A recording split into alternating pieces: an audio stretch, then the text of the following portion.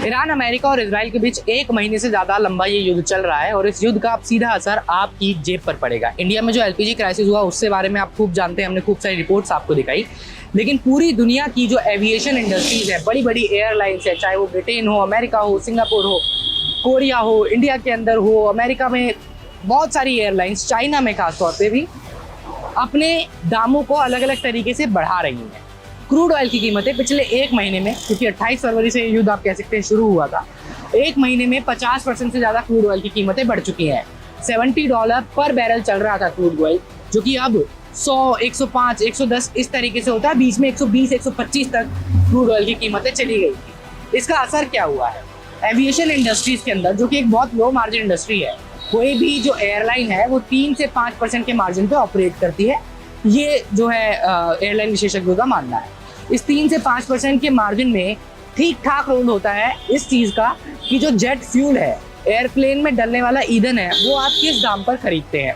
20 से 30% cost jet fuel का ही आता है किसी भी एयरलाइन के ऑपरेशन में। ये जो जेट फ्यूल है, क्रूड ऑयल महंगा होने की वजह से पिछले 1 महीने में 80% से ज़्यादा बढ़ चुका है। बहुत सारी एयरलाइंस को महंगा जेट फ्यूल खरीदना पड़ रहा है, जिसकी वजह से वो प्रॉफिट को मेंटेन करने के लिए अलग अलग तरीके से दाम बढ़ा रहे हैं।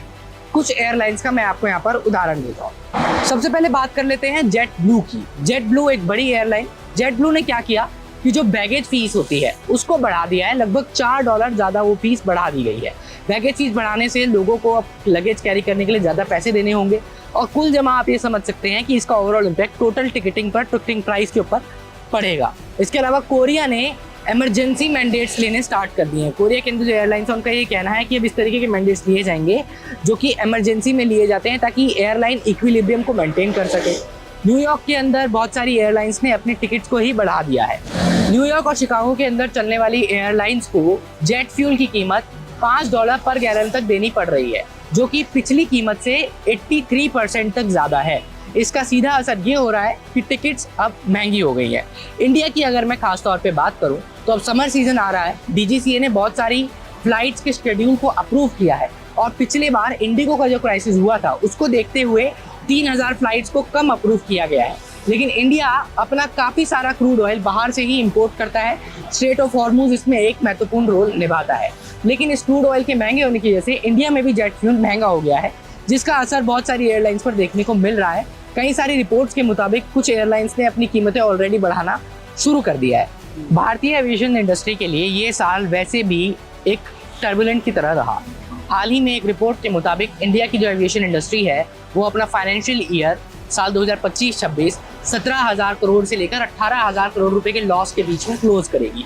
इसके अंदर मल्टीपल इवेंट्स हुए। पहलगाम इंसिडेंट हुआ, उसके बाद अहमदाबाद क्रैश हुआ और उसके बाद जो इंडिगो का क्राइसिस हुआ वो, और अब हाल ही में वेस्ट के अंदर ये जो कॉन्फ्लिक्ट का सिचुएशन बना हुआ है। 2,500 से 3,000 फ्लाइट्स कम ऑपरेट की जा रही हैं। जो ऑपरेट हो रही हैं वो महंगी ऑपरेट हो रही हैं, जिसकी वजह से लोग भी फ्लाइट्स को कम ऑप्ट कर रहे हैं और ये 17,000 से 18,000 करोड़ रुपए का लॉस एविएशन इंडस्ट्री को इंडिया के अंदर भी झेलना पड़ रहा है। और इस सारे लॉस का सीधा असर आपकी जेब पर पड़ेगा। जब आप फ्लाइट बुक करेंगे तो हो सकता है कि टिकट्स अब महंगी मिले।